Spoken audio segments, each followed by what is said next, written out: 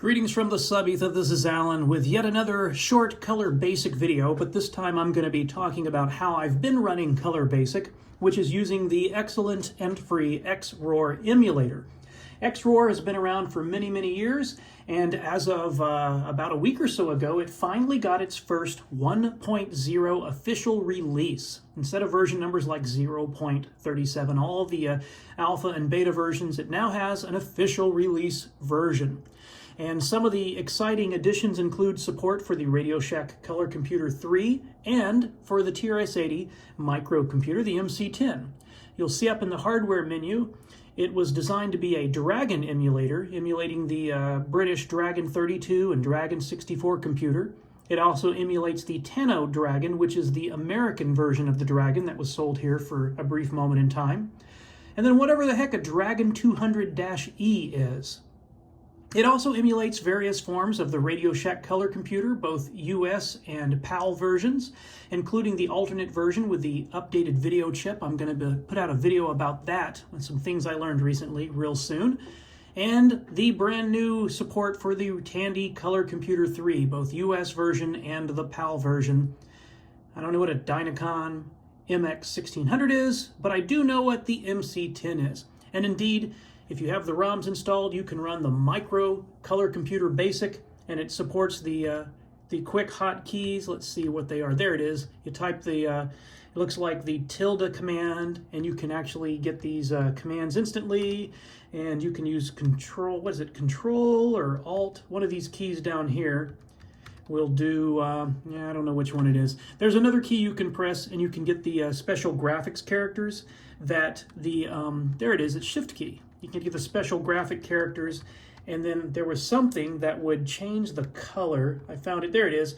You can do the tilde and 0, and you can cycle through the colors. And one neat thing about the version of Basic with this is, in addition to having the shortcuts for commands, you could build graphics in print statements just by typing them on the keyboard, and then when you ran them, it would display that. So that was a really nice addition that I wish the Radio Shack Color Computer Basic would have had. And I also want to point out that inside this hardware menu, there is an option that you won't get. It's because you can customize and add your own machines.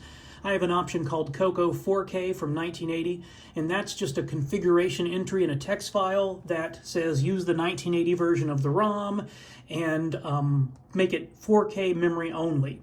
So that gets it a little closer to the original 1980 color computer that had almost 2.5K available for programs. So I'm really excited. I'm running this on a Raspberry Pi 400, but XRoar also runs under Windows and under Linux and Macintosh. So I have this one emulator that I can use on all three systems. And let's take a quick look at the Color Computer 3. I will switch to that. And sure enough, I can do a width, oops, typing is hard. I can do a width 80. I can set my palettes 0, 0, 8, 63, 8, 63, CLS1, and you get the beautiful, hard to read, this is what it looked like on my TV set at home, but you can actually go into the composite rendering and turn it off, and then you can get really crisp text. Let's see if I can type, print hello world. I remember playing with the Color Computer 3 when I first got it, and just it was great having a computer that had an 80-column screen. If I go in here and say width 40, we have the 40-column screen. And the hardware supports a 64-column mode and 128-column mode and some other things that some programs took advantage of. There's just no way to show that in BASIC. So there you go, new support for the smallest computer Radio Shack sold in this line, the MC-10, and the biggest computer they sold, the Color Computer 3. I'll be back with another video as I start moving some of my old Color Computer 3 programs over to this emulator, and I'll show you some of the stuff that I did a really long time ago. Until next time, don't panic.